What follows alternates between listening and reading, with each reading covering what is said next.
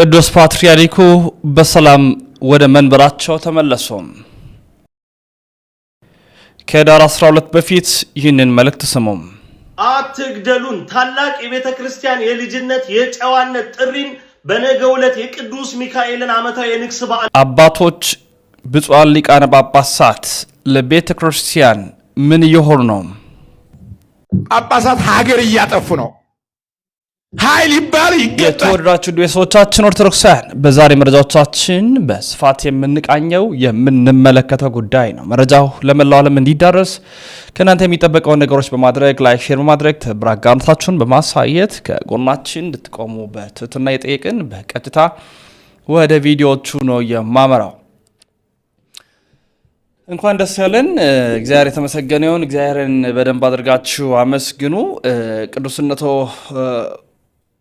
እንግዲህ እግዚአብሔር አምላክ ዕድሜ ከጤና ይስጦት እያላችሁም ጻፉልኝ። ብፁዕ ወቅዱስ አቡነ ማትያስ ቀዳማዊ ፓትርያርክ ርዕሰ ሊቃነ ጳጳሳት ዘኢትዮጵያ ሊቀ ጳጳስ ዘአክሱም ወዕጨጌ ዘመንበረ ተክለ ሃይማኖት ቅዱስነታቸው እንግዲህ አንድ ደስ የሚያሰኝ መረጃ ከሳቸው ጋር የተገናኘ ሰምተናል። እንደምናስታውሰው የሆነ አደጋ ገጥሟቸው ነበር። ታመው ወደ ሕክምና ሄዶ ነበር። ድንገተኛ ህመም ነው። ከዛ በኋላ ሕክምናቸውን ተከታትለው በሰላም በትናንትና ዕለት አመሻሽ ወደ መንበራቸው ተመልሰዋል። እንግዲህ ያን ያለ ከፋ ባይሆንም ግን ያው እንደምናውቀው እድሜያቸውን 84 85 አካባቢ ይሆናል።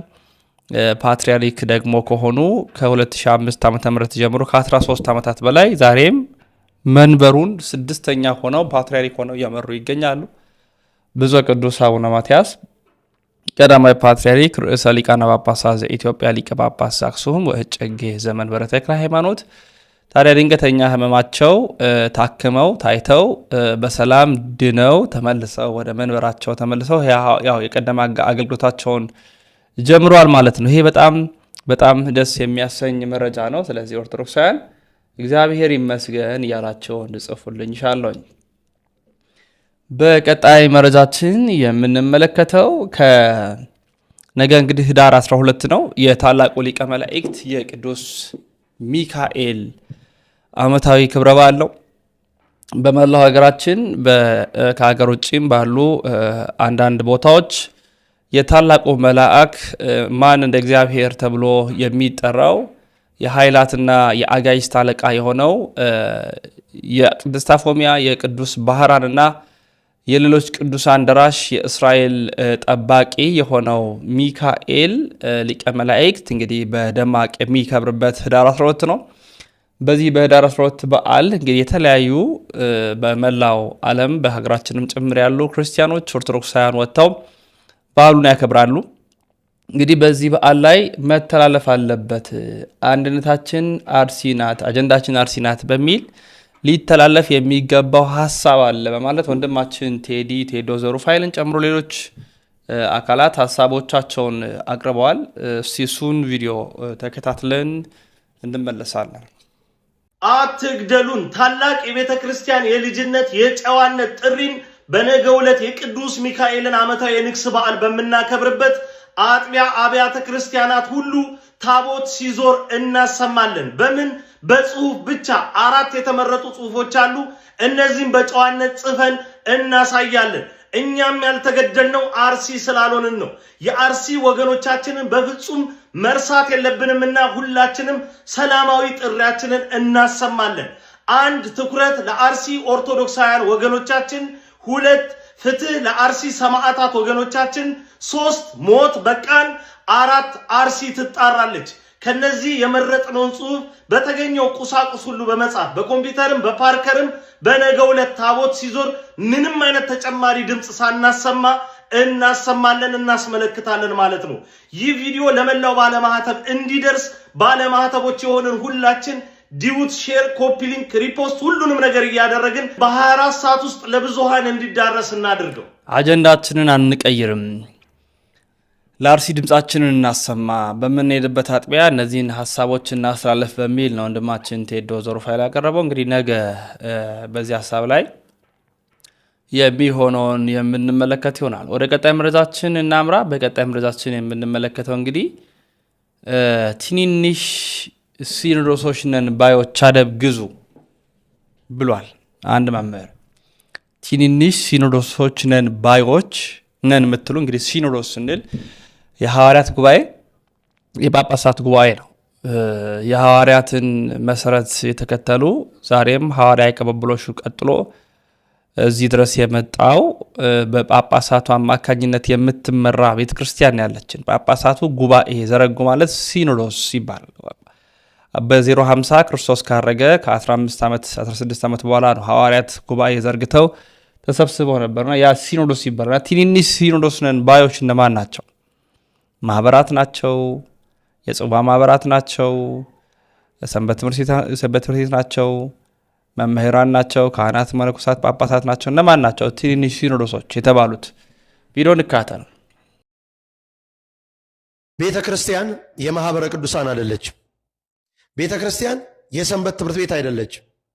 ቤተ ክርስቲያን የሊቃውንቶቹ የማህሌታውያን የዘማሪያን የሰባኪያን አይደለችም። ቤተ ክርስቲያን የጳጳሳትም የፓትርያርክም ብቻ አይደለችም።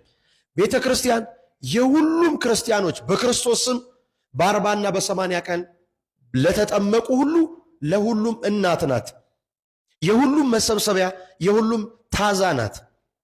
አንዳንድ ሰዎች ሰሞኑን በተፈጠረው በአርሲ ላይ በተፈጠረው የወገኖቻችን እልቂት አሳስቧችሁ የምትሰሩት ቪዲዮ መልካም ሆኖ ሳለ፣ ድምፅ የምትሆኑበት አጀንዳ መልካም ሆኖ ሳለ፣ በመሃል ግን አጀንዳ እየቀየራችሁ አንዳንዶቻችሁ ሊቃውንቱን የምትሳደቡ፣ ጳጳሳትን የምትሳደቡ፣ ሰንበት ተማሪውን፣ ሰባኪውን፣ ዘማሪውን የምትሳደቡ አላችሁ።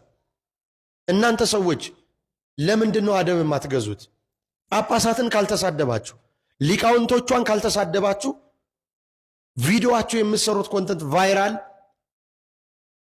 ሊወጣላችሁ እንደማይችል እያየን እየተመለከትን፣ አስተማሪ የሆነ ነገር መንጋውን ሊጠብቅ የሚችል ሊያጽናና የሚችል ነገር ነው ልትሰሩ የሚገባው።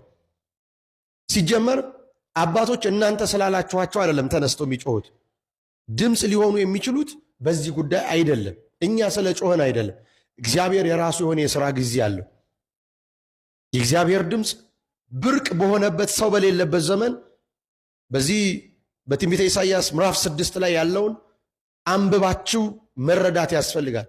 ሰው በሌለበት ሰዓት እግዚአብሔር የራሱን ሰው እንዴት እንዳዘጋጀ፣ ኢሳይያስን እንዴት እንዳዘጋጀው ማስተዋል ያስፈልጋል። ሲጀመር ከዚህ የበለጠ እንዴት አድርገው አባቶች መናገር ይችላሉ? እስኪ እነዚህን 2 ቪዲዮዎች ይዩና እናንተ ፍረዱ። አልተናገሩም ዝም ብለዋል ላላችሁ ሰዎች መልስ ሊሆናችሁ ይችላል ብዬ አስባለሁ። መቼ ነው የሚቆመው? ነፃነት እንፈልጋለን። የሰው ልጆች ደም በከንቱ መፍሰስ መቆም አለበት። ይሄ ፖለቲካም አይደለም። ዛሬ በምስራቅ በምዕራብ በሰሜን በደቡብ የምንሰማው ጆሮን ጭው የሚያደርግ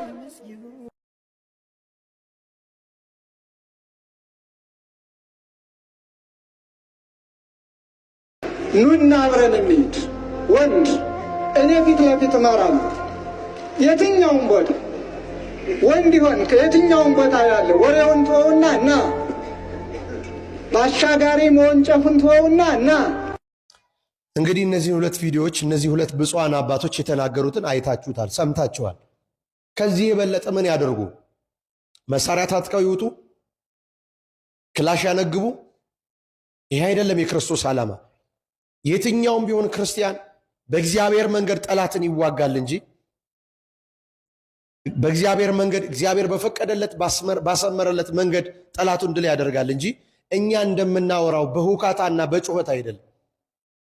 ለምንድን ነው ሊቃውንቶቿን የማታከብሩት? አባቶቻችሁን ለምንድን ነው የማታከብሩት? ብፁዓን አባቶቻችሁን ለምንድን ነው የማታከብሩት? አንዳንዶቻችሁ የቤተ ክርስቲያኒቷ ሐዋርያዊ ተልእኮ የክህነት አገልግሎት እንዲቋረጥ የምትፈልጉ ብዙ ሰዎች አላቸው። ይህንን ደግሞ ብዙዎች ሞክረውታል። ምዕራባውያን ሞክረውታል። የሳጥናኤል ጎል በኢትዮጵያ ሞክረውታል። የኢሉሚናንቲው ማህበር ሞክረውታል። ግብረ ሰዶማውያን ሞክረውታል። አይቻልም። እግዚአብሔር እቺን ቅድስት ቤተ ክርስቲያን ይጠብቃታል። እቺን ቅድስት ሀገር ኢትዮጵያን ይጠብቃታል። እኛ የሚጠበቅብን እንደ ክርስቲያን መጸለይ፣ ማልቀስ፣ ማልባት፣ ንስሐ መግባትን የራሳችንን የአይናችንን ጉድፍ ማየት ሳንችል የሌላው እንዴት ማየት እንችላለን? በማስተዋል ነገሮችን እናድርግ፣ በማስተዋል እንመላለስ። በተለይ የቤተ ክርስቲያኒቷን ካባ የለበሱ በዚህ በሶሻል ሚዲያ የመጡ ራሳቸውን ትንንሽ ሲኖዶስ ያደረጉ ሰዎች መጥተዋል። ትናንት የቤተ ክርስቲያን ይመስሉ ነበር። ዛሬ ደግሞ ቤተ ክርስቲያኒቷን ለዓለም አሳልፈው ለመስጠት ልጆቿን ለተኩላ አሳልፈው ለመስጠት የተዘጋጁ ብዙ ሰዎች አሉ። እነዚህ ሰዎች መረጃቸው እየደረሰኝ ነው። ጀርባቸው ምን እንደሆነ በሚገባ እየደረሰኝ ነው። በተከታታይ ቁጥር 1 ቁጥር 2 ብዬ እስከ 7 ድረስ ቪዲዮዎችን እሰራለሁ በእነዚህ ሰዎች ላይ። ላያዋቸው ሲያዩዋቸው ቤተክርስቲያን የሚሸቱ ውስጣቸው ግን ሞት የተሸከሙ ብዙ ሰዎች አሉ። ካባ የለበሱ ነጠላ የለበሱ አንገታቸው ላይ ማህተም አድርገው መንጋውን ለተኩላ አሳልፈው ለመስጠት እየገፉ ያሉ ብዙ አሉ። ስለዚህ ከነሱ እንድትጠበቁ ነው መነግራችሁ። ጌታችን መድኃኒታችን ኢየሱስ ክርስቶስ እንደ በጎች በተኩላዎች መካከል እልካቸዋለሁ ስላለ እነዚህን ተኩላዎች ልትጠነቀቋቸው ይገባል። በየቦታው ቤተ ክርስቲያን የሚመስሉ ግን የቤተ ክርስቲያን ስራ የሌላቸው አጀንዳ የሌላቸው አጀንዳቸው ፎሎወርና ገንዘብ እና መንጋውን መበተን። ይሄ ስለሆነ ከእንደዚህ ነገር እንድትጠበቁ ላሳስባችሁ እወዳለሁ። እግዚአብሔር ይስጥልኝ። መልካም ጊዜ ይሆንላችሁ።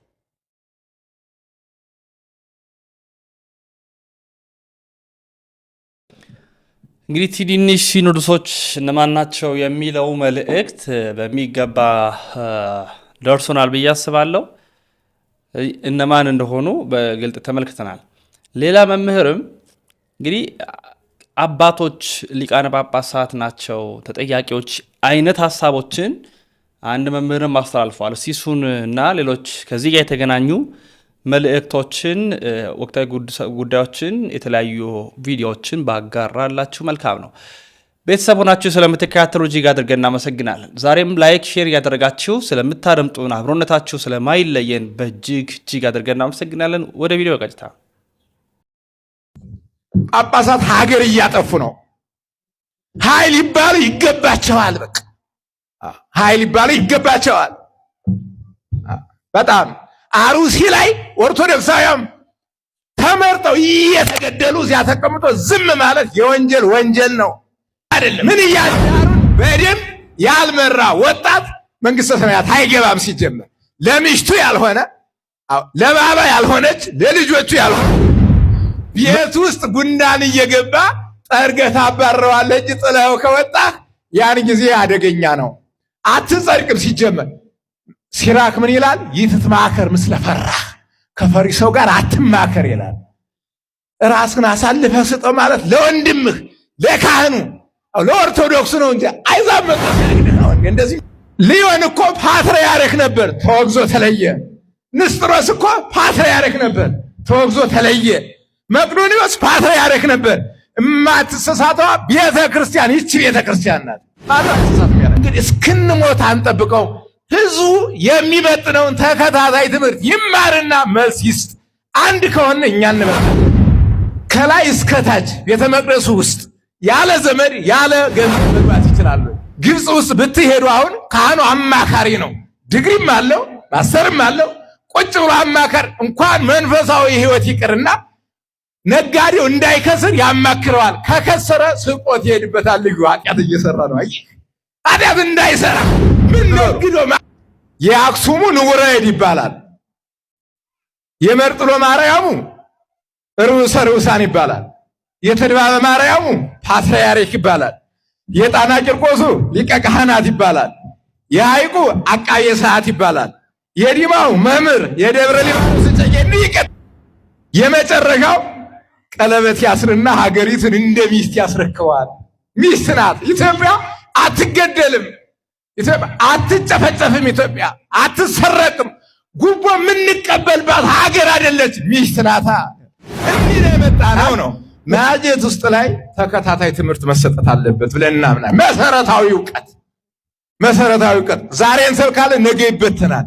ነገ ሌላ መምህር ይመጣል፣ ነገ ይበተናል። መሰረታዊ እውቀት እንዳይበተን ማድረግ በዓላማ ቁጭ ብሎ ምዕራባውያን ኦርቶዶክስ ጠልነትን የሰሩብንን ያህል እኛ ለእውነት የማንሰራበት ቅዱስ ቄርሎስ ነው እንዲህ ያስተማረ፣ ጎርጎርዮስ ነው እንዲህ ያስተማረ፣ አትናቴዎስ ነው እንዲህ 16 ዓመት እስር ቤት 5 ዓመት ተሰዷል። ጳጳሳት እንዲህ ያስተማሩን ግን እንደ ማሽላሸት 10 ልብስ ለብሶ እንዲህ አይነት ክርስትና የለም። ዓለም አቀፍ ኦርቶዶክስ ጠልነት ዓለም አቀፍ 466 ዓመት ያስቆጠረ በዓላማ ኦርቶዶክስን ለማጥፋት ምዕራባውያን አቅደው መጨረሻው ላይ ያለ ነው። በወንዝ ታጥረን ማን ይስማው? የፈረንጅና ቶማስ ጀፈርሰን ትምህርት ቤተክርስቲያናችን ላይ ገብቶ አሁን አውደ ምሕረቶች ሳይቀሩ ቢዝነስ ተኮር ሆነዋል። ጣና ገበያ ማይክል ምን አለን? ያማ ዘመዶች እንደ ኢትዮጵያ ኦርቶዶክስ ተዋሕዶ ቤተክርስቲያን ተናግረን የማንሰማበት ምክንያት ይሄ ነው። አንደመጥም። አሁን ለምን? ተጥለናል፣ ወድቀናል። አሁን ቤተክርስቲያን ተቃጠለ እንዲሆነ ብለን እሪ ብንል ማንም አይሰማም። ካህናት ተገለዋል ይባላል አይደል? ሊቃውንት ተገለዋል ይባላል አይደል? ሊቃነ ጳጳሳቱ ፌስቡክ ይጠቀማሉ። አይተው ላይክ ማድረግ አይፈልጉም። እንዳይነካቸው ገለል ብለው ያልፉት። እንዳይነካቸው አልሰማሁም፣ አላየውም። በዚህ ጉዳይ ላይ ምንም ቢሆን በሌሎቹ ጉዳዮች ላይ እኮ ሲኖዶሱ ሊሰበሰብ ይችላል። በእነዚህ ጉዳዮች ከሆኑስ በካህናት ሞት ቤተክርስቲያን መቃጠል ጉዳይ ከሆኑስ ዝም። ይናገር ሰው ካለ ቢታሰር ዝም። ይናገር ሰው ካለ ቢሰቃይ ዝም። ካህኑ አይቶ ያልፋል። ከዛ ሌዋዊው ይመጣል፣ ሌላኛው አገልጋይ ይመጣል። ያየውና ወድቋል እኮ ይሄ ሰው አላዘነለትም። አይቶት ዝም። ኃላፊነቱን መጠጥ መጠጣት በቤተ ክርስቲያን አስተምሮ ይፈቀዳል ወይስ አይፈቀድም? ሰላም ውድ ኦርቶዶክሳውያን፣ ቪዲዮ እንደተለመደው ሼር፣ ኮፒ ሊንክና ሪፖስት በማድረግ ለብዙዎች አድርሱ። ብዙ ጊዜ ይሄ ጉዳይ በክርስቲያኖች መካከል ሲያከራክር፣ የተለያዩ ሐሳቦች ሲሰጡበት፣ ሲሰነዘሩ ይሰማል። ስለዚህ መጽሐፍ ቅዱስ ስለዚህ ነገር ምን ይለናል የሚለውን፣ ቤተ ክርስቲያን ምን ታስተምራለች የሚለውን በጥቂቱ እንመለከታለን። የማይጠጣው ሰው የሚጠጣውን ሲተቸው እንደ ኃጢአተኛ ሲቆጥረው፣ የሚጠጣው ደግሞ ለሚጠጣው ነገር መጽሐፍ ቅዱሳዊ ጥቅሶችን ሲያዘጋጅ እንመለከታለን። በመጀመሪያ ልናውቀው የሚገባ አንድ ነገር አለ። ቅድስት ቤተ ክርስቲያን የማታበረታታው ግን ደግሞ የማትከለክለው ጉዳይ አለ። ከእርሱም ውስጥ አንዱ መጠጥ መጠጣትን ነው። መጠጥ መጠጣትን አትከለክልም፣ ግን ደግሞ እንድንጠጣም ደግሞ አታበረታታም። መጠጥ በራሱ ኃጢአት አይደለም፣ ነገር ግን ወደ ኃጢአት የሚያንደረድር መንገድ መሆኑ ግን ግልጽ ነው። መጠጥ አንጠጣም ኃጢአት ነው ብለን እንዳንል መጽሐፍ ቅዱስ ላይ እነዚህን ነገሮች እናገኛለን። ለምሳሌ በዮሐንስ ወንጌል ምዕራፍ 2 ላይ እንደተጠቀሰው ጌታችን መድኃኒታችን ኢየሱስ ክርስቶስ በሰርግ ቤት ተገኝቶ ውሃውን ወደ ወይን ጠጅ እንደቀየረው እንመለከታለን። ስለዚህ ይሄ ነገር ኃጢአት ቢሆን ኢየሱስ ክርስቶስ ይሄንን ነገር አያደርግም፣ የኃጢአታችን ተባባሪ ሊሆን አይችልም። ከዛ ባለፈ ቅዱስ ጳውሎስ ለደቀ መዝሙሩ ለጢሞቴዎስ በዚህ በአንደኛ ጢሞቴዎስ ምዕራፍ 1 ከቁጥር 25 ላይ ስለ ሆድህና ስለ በሽታህ ብዛት ጥቂት የወይን ጠጅ ጠጣ እንጂ ወደፊት ውሃን ብቻ አትጠጣ ብሎ መልእክት እንደላከለት እንመለከታለን። ጠቢቡ ሰለሞንም በዚህ በመጽሐፈ ምሳሌ ምዕራፍ 31 ከቁጥር 6 ላይ እንደገለጸልን ላዘኑ ሰዎች ወይንን ስጧቸው፣ ሐዘናቸውን መከራቸውን ይዘነጉት ዘንድ በማለት ሲናገር እንመለከታለን። በድጋሚ በዚሁ በመጽሐፈ ምሳሌ ምዕራፍ 31 ከቁጥር 7 ጀምሮ ስናነበው ነፍስ ለመረረው ሰው የወይን ጠጅ ይጠጣ ዘንድ ስጡት፣ ድህነቱንም ይርሳ በማለት ሲናገር እንመለከተዋለን። መዝሙረኛው ቅዱስ ዳዊትም በዚህ በመዝሙር 103 ከቁጥር 15 ላይ ወይን የሰውን ልቦና ያስደስታል በማለት ተናግሯል። ስለዚህ እነዚህ ኃይለ ቃሎች በመጽሐፍ ቅዱስ ውስጥ ስለ መጠጥ የሚናገሩ ናቸው። ይህንን ወይን የተባለው ግን አባቶች የክርስቶስን ደምም ጭምር መሆኑን በአንድምታ ይፈቱታል። ከዛ ባለፈ ግን መጽሐፍ ቅዱስ በግልጽ ኃጢአት የሚለው ምንን ነው ካልን ስካርን ነው። በአንደኛ ቆሮንቶስ ምዕራፍ 6 ከቁጥር 10 ላይ በምናነብ ጊዜ ሰካራሞች የእግዚአብሔርን መንግሥት አይወርሱም በማለት ቅዱስ ጳውሎስ በግልጽ ያስቀምጠዋል። በድጋሜ ቅዱስ ጳውሎስ በገላትያ 5 ከቁጥር 25 ላይ የሥጋ የኃጢአት ሥራዎች ብሎ ከገለጻቸው ነገሮች አንዱ ስካርን ነው። በትንቢተ ኢሳይያስ ምዕራፍ 28 ከቁጥር 8 ላይም ደግሞ ስናነበው ወዮ ለሰካራሞች ወዮታ አለባቸው በማለት ይገልጻቸዋል። ጠቢቡ ሰለሞን በድጋሜ በመጽሐፈ ምሳሌ ምዕራፍ 23 ከቁጥር 29 ላይ ደግሞ እንዲህ የሚል ቃል አስቀምጧል። ዋይታ ለማን ነው? ሐዘንስ ለማን ነው? ጩኸትስ ለማን ነው? ያለ ምክንያት መቁሰልስ ለማን ነው? የአይን ቅላትስ ለማን ነው? የወይን ጠጅ በመጠጣት ለሚዘገዩ አይደለምን? በማለት እነዚህ መገለጫዎች የስካር መገለጫዎች መሆናቸውን ሲነግረን እንመለከታለን። ቅዱስ ጴጥሮስም በዚህ በአንደኛ ጴጥሮስ ምዕራፍ 4 ከቁጥር 3 ላይ ስናነበው የአሕዛብን ፈቃድ ያደረጋችሁበት በመዳራትና በሥጋ ምኞት በስካርም በዘፈንም ያሳለፋችሁት ያ ዘመን ይበቃል በማለት ገልጾታል። ከዚህ ባለፈ አብዝቶ መጠጣት ሱሰኛ ጭምር ያደርጋል። ሱስ ደግሞ በራሱ ኃጢአት ይሆንብናልና ቤተ ክርስቲያን ጠጡ የሚል አስተምህሮ የላትም። ሰው ባይጠጣ መልካም ነው። ነገር ግን ልጠጣ ካለ ደግሞ በልኩ ያለ ስካር ሊጠጣ ይገባል። ከመጠጣት አለመጠጣት የተሻለ ነው። ስለዚህ የማይጠጣ ሰውም የሚጠጣውን ሰው ልኩን ካላለፈ በስተቀር በልኩ የሚጠጣ በጥቂቱ የሚጠጣውን ሰው አብዝቶ መንቀፍና አብዝቶ እንደ ኃጢአተኛ ማየትም ደግሞ አግባብ አይደለም። በዚህ በአንደኛ ቆሮንቶስ ምዕራፍ 6 ከቁጥር 12 ላይ ቅዱስ ጳውሎስ እንደተናገረው ሁሉ ተፈቅዶልኛል፣ ነገር ግን ሁሉ አይጠቅመኝም ብሏልና የሚጠቅመንና የማይጠቅመንን የመለየት ግን የክርስቲያኖች ግዴታ ነው። የተወደዳችሁ ውድ ቤተሰቦቻችን ኦርቶዶክሳውያን፣ ይህ ያሮስ ነው። አዘጋጅ አቅራቢው እኔ ልዑል መብራቱ ነኝ። በየዕለቱ ኦርቶዶክሳዊ፣ ሀገራዊ፣ ሳይንሳዊ፣ ወቅታዊና ትኩስ የሆኑ መረጃዎችን ያቀረብኩላችሁ ይገኛለሁ። ላይክ በማድረግ ቤተሰብ በመሆን ስለምታደምጡና ስለምትከታተሉን በእጅግ አድርገን እናመሰግናለን። በሌሎች ቪዲዮዎች እስክንመለስ ሰነባበትን። ሰናይ ቆይታ ይሁንላችሁ።